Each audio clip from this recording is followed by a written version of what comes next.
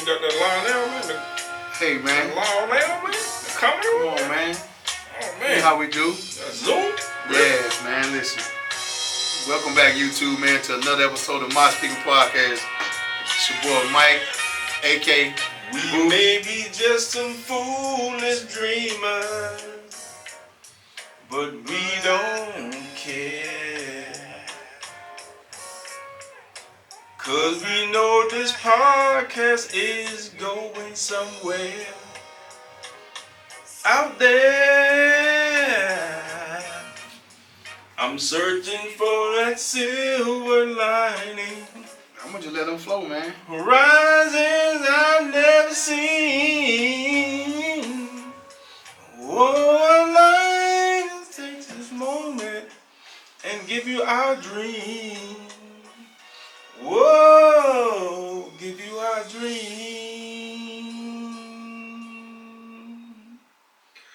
Hey, man, I'm gonna give you 2 on that, man. Hey, I appreciate that, man. Like I said, man, my name is Mike, a.k.a. Booby Choke Yourself. Hey, man, Hey, man, it's your boy, Dark Side of Daryl, 70'S, South Carolina finest. Why y'all out again? Get up my face again. You know, all that other good stuff, man. Hey, man, we might not always be right. We might not always be wrong. But y'all gonna get our modest opinion what we speaking on. So, on this episode today, man, the reason I gave you that Zoom Commodores, it's something that I guess been itching in me for the longest, that we always talked about, like, you know, I got to get out my mindset, and y'all probably heard them say that 100 times on this podcast. Get yourself out of this. Can't stay stagnant, man. My thing is, I was born in the 70s, listened to the music in the 80s, grew up in the 90s. That's my era. Yep. So on this episode, we asking the flat out question: what era has the best music of all time? We talking rap, R&B, country, hip hop, soul. Rock and roll, whatever you can think of in that era. Which era? That's the 60s, 70s, the 80s, the 90s, and the 2000s.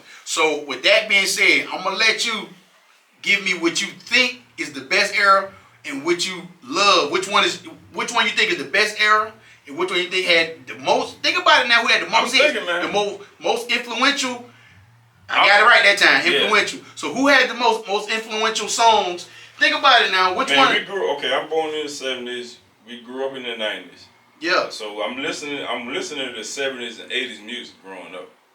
90s was the time that, like I said, we getting out of high school, or some people just getting ready to go to college. And that was when hip hop was really something to, peak off, take off, and stuff like that. So that's the era that we grew up in, listening to me. But I was raised on that good old school R&B, good old school gospel, but people was actually really singing, you know what I'm saying?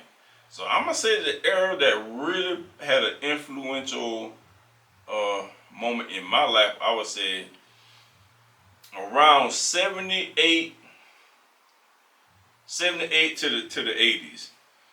That was that era back then. I can pick it back because my parents was in college. I was born in the 70s, in the middle of the 70s. So what you hear in the household is what you gravitated to, and I know I was raised up on the Patti LaBelle's, the OJ's, the Luther Vandross, the Commodores, Earth, Wind and Fires. So, but even my daddy, he plays a lot of stylistics. Yep. He played a lot of dramatic. He played a lot of the rubber band, the spinners. He played a lot of the spinners. He played a lot of Temptation. So it's like Bobby Womack.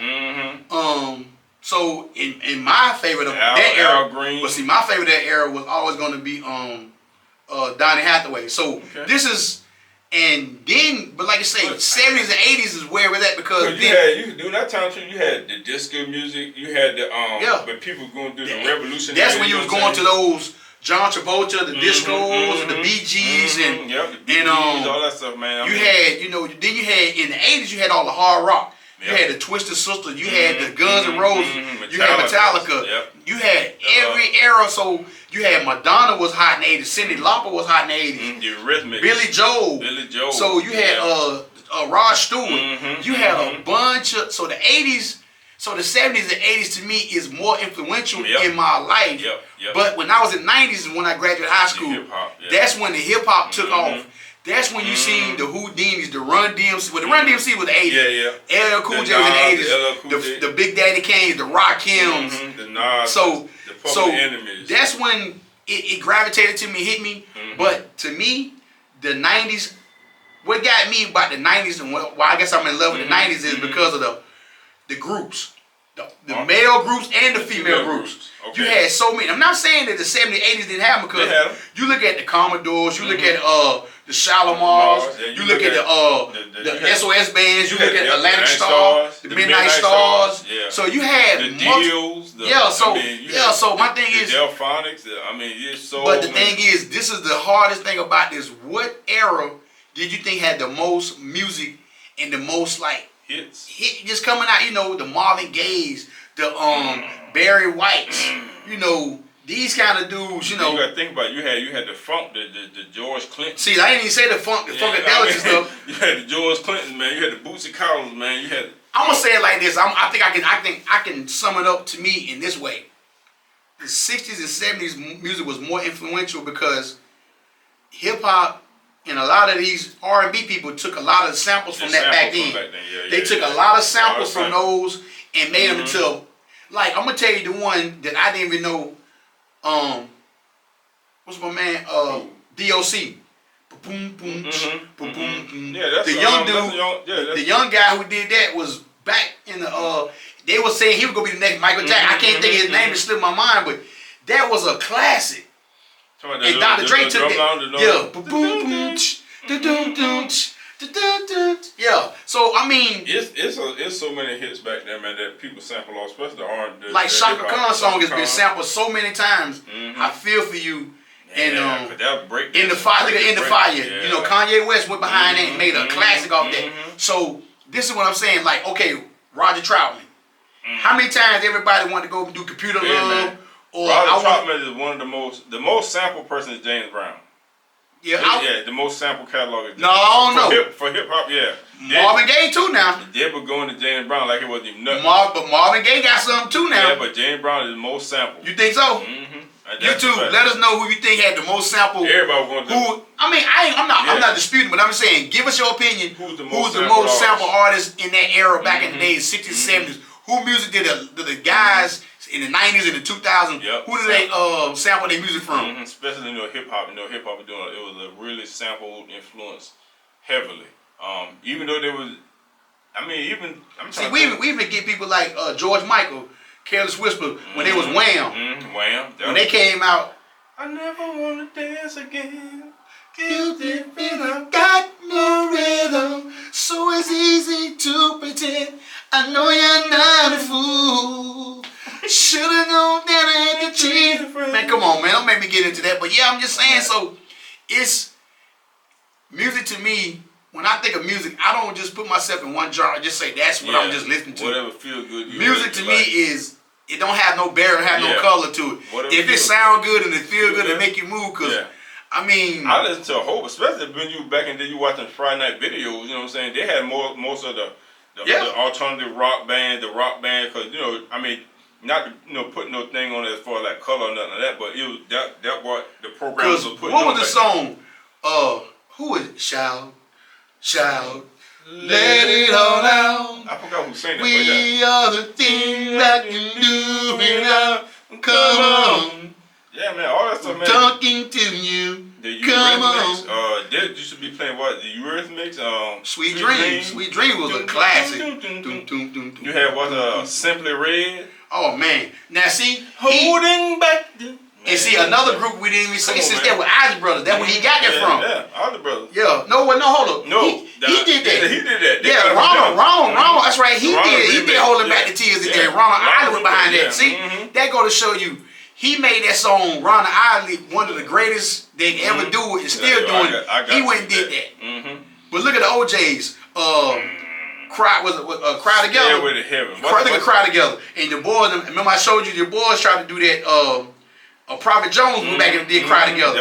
It's songs, but like Stevie Wonder is another one. He got a bunch of. He was sampled a lot too. Yeah, thank you. Cause Jodeci got him. He got a bunch of songs. A bunch of samples, man. Everybody was sampling him. See, that's my goat right there. It's like the goat of the 70s, 80s, Stevie. Yeah, I give it to him. So I mean, it just. But my thing is, when I thought about this right here, it's like, yo, what can we say? How can you definitively say this era was better than this era? You can't really. Well, because everybody, it all depends on what time you grew up in. But I noticed you didn't say anything about the 2000s.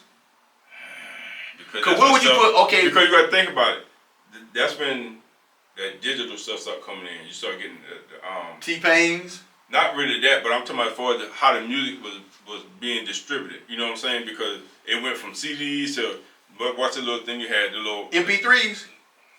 Yeah, I had MP3s. And once that started happening, yeah, it was a wrap. Everything changed. It did. You know, people ain't going to the Sam Goodies no more. No, or to the, they got rid of tape CD. Yeah, they got rid of anything that was selling CDs or whatever. Now everybody just download and put it in themselves. So that kind of like took the end of the blockbusters and all that stuff too. All that stuff went away. Well, yeah, when they started doing that stuff digitally, you can just download it. When they made them CDs, I mean DVDs, not CDs, DVDs. Blockbuster was dead gone. It gone. And then it went from DVD to now you can just download it. So now that you can't do that no more. You know so I guess, as we getting older and we get into more of these times have changed to the point where you don't. Back in the day, they had 8 tracks. Yep. Then you had to take the big old 8 track and hang it out. Case, he had it on like a little suitcase. Yeah. You know, but when you stick it in there, half of it hanging out. Then you like, man, don't let that more come out. Yep. Then you had the cassettes. Then you had the cassettes. You had the A side, you had the B side. But then you had the 30. Was it 32? You had the 45. 45 and the 30 was a big one. The big, I forgot what the big one was. The 45 is the small one. Yeah, 45 is and the small the big one was I can't remember what the big one was. Dang, I want to the vinyl, the big vinyl. And you flip it. It had the whole album on because everybody had the Michael Jackson Thriller one where he was laying like this right here. When he was laying like this right here, anyway. Go ahead, man. Stop. Michael Jackson was laying like this. Go ahead, man. Go ahead, the belt like this right here. Go ahead, man.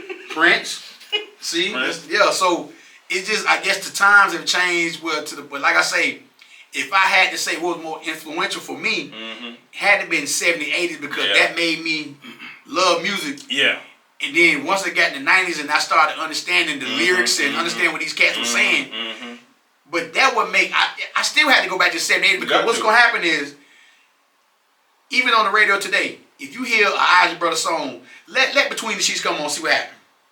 Let Stevie Wonder come on, Ribbon in the Sky come on. Nostalgia. Everybody go back to even the people that were doing stuff in the 90s, the Jodeci's, the Jagged Edges, they all went back to these old school songs that were back in the 70s. And New Edition, not to say anything about New Edition was our Temptation era.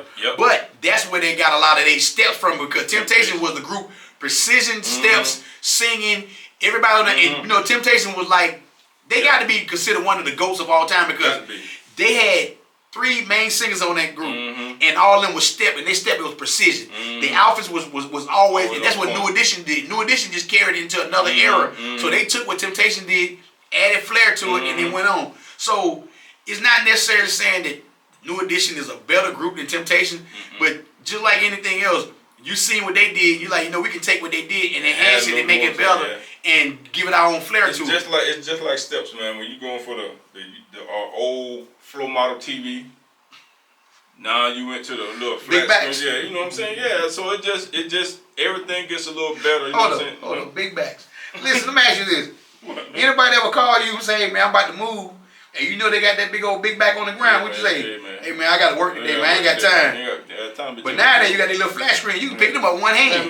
Nowadays people don't even take them. They throw them outside for the 311, man. Y'all come pick this up because you can get a flat screen for $1.25. Hey, man, it makes it bad. It can be a 60 inch. They giving them things away, but that just go to show you how times have changed because, like you say, the TVs back then was big backs. Everybody had a flow model. And then you went to the what's the one when you first got the first big screen TV? It was a box, but they had the little projector thing on the inside. You know what I'm saying? It was like a flow model, but it was like the real huge. You talking about the real huge. But then when you were broke and your flow model broke, instead of getting rid of it, it's so heavy, you go get the other small TV and put on top. Yeah, they're gonna put it on top of it, man. Hey, you use that. I mean that had to be the craziest thing you ever see. You be like, yo. Hey man, we're on that TV right there, man. TV don't work no more. But you gonna use it for as a stand. Man, you use that stand, man. Hey man, once you see that little light in the middle of that TV go boom.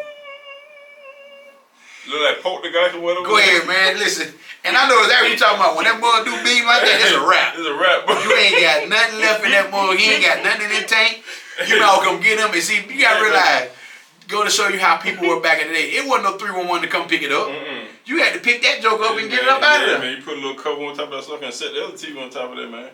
That's how it was. Man, why you had to put a cover on the towel? You got to put a little you got towel. And get what? Top, then when your mama clean up on Saturday, she got to get all that dust around that. Oh, man, pick the towel up and get. Old English?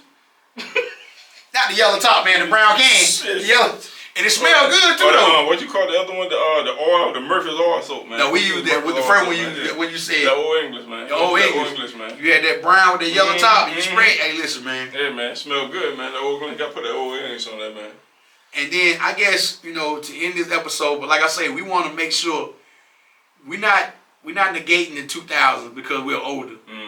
You know, you got Chris Brown, the Ushers, the Fantasias. You know, do you put the Usher was like 90s too, but yeah. Well, he started out in the 90s. Yeah, Chris Brown was really the 2000s. 2000. He was, and then you know, like I say, then they, you know, I guess you want to say the Trey Songz. You know, you had the Jaheim, the Joes, and all them came. But no, Joe was in the 90s, wasn't he? 90s too, yep. And see, the women. Joe, you had Joe, you had was Music Soul? You had Intro. That's another group. Yeah, all these groups. UNV. Yep. You had UNV. You had Boys to Me. You had Jodeci. You had Jagged Edge. You had Silk. You had Shy. You had 112. You had, and they came towards. I'm saying Drew Hill. That's another one. Yeah, you had. That's the reason the 90s for me is because of what he just said. You had so many, and these guys. The reason it was so competitive. Look at all the groups we named. You couldn't come out and half step. They were going at it. Yeah, you had that number one spot, man. You look at Jodeci over here making Forever My Lady. Boys to Men making Cool Out Harmony. Shy making Comforter. And those, you know, If I Ever Fall in Love. Silk had Freak Me Baby. Happy Days and all this stuff. Then you had 112 come out with Cupid and all that. Only You. So listen, it was, and then that's just the male side. We talking about you had the Brownstone, the SWBs, TLCs, the En Vogue, the 702s, En Vogue. So you had, you know, you had the women in there too, and they was competitive too. So you could not come out and say half step. You couldn't. Even the girl Cut Close. They had some hits. You can't. What's that? Changing Faces. Changing Faces. And like I say, we even say like we didn't even say R. Kelly or we didn't say Keith Sweat or Gerald Levert. You had Levert in there. Yeah, Levert. Then it was LSG. Yeah. I mean Johnny Gill. I mean. Oh, we forgetting about Guy. You got the Guy. See, we didn't even talk about, but it's so many people. God, Troop, yes. Spread My Wings. Who else, man? I mean, it was just so many. Oh, you want to talk about Full? Your favorite group? Full Force, man. Hey, man. No, you can't. You gonna do them? You gotta do Tender Love, Force MDs. You gotta do them. You gotta. All in my mind. You know what I'm saying? Like I said, with the Full Force, man. And now you want to come back to my life, girl? You must be bugging. 2 months ago, you left me for another man. Hey y'all, I'm gonna just tell y'all, this man is in love with Full Force. It was so unexpected. You didn't show your hand. You need a Jerry curl when you do that, man. You need plus you need a now you wanna come back. Wanna come back home. No, you didn't. Woo! After a while, those lonely days. Yes. I was man, come on, man. It was all in my mind. It was all in my mind. It was all in my mind. I thought you. Man, come on, man. Hey, see, we give it to you with no. This one, man. Hey, this was off the top of the dome. We give it to you. But yeah, this is what we can. This is something that you can take back to work with you. You can take to your desk jobs, to the banks, to the construction, anywhere you want to tomorrow and say, yo, what is the most influential era of all time in music? And you can, that's a conversation for work. You know, sometimes you get to work in the morning, you be like, oh, we don't know what to talk about. Well, we gave you something. My Speaker Podcast say, hey, this is what we giving you. So we're going to keep doing that. He gave me a good idea in a minute. We're going to do some remix of some no, but it's something I want to do. Go ahead, man. What you want? I ain't gonna tell you. Okay. I'm gonna just we're gonna do it next week. We're gonna do it next time. But like I say, hit that like, subscribe, comment button. Thank y'all so much, all our new subscribers. Shout out to my man Lit, man, for his 50th birthday party. Man, it was a nice gathering. The guys at Exit 4 want me to do something real soon. I'm gonna hit them up and get with them. Okay. And we're gonna do something off Exit 4. Anybody know we grew up on Exit 4 Road in Charlotte, North Carolina. That's a big area. So we're gonna do something. But like I say, hit that like, subscribe, comment button. Holler at you and put in the comment button what's the most influential era of music of all time. Thank y'all so much. Holler at you. Peace out. Peace.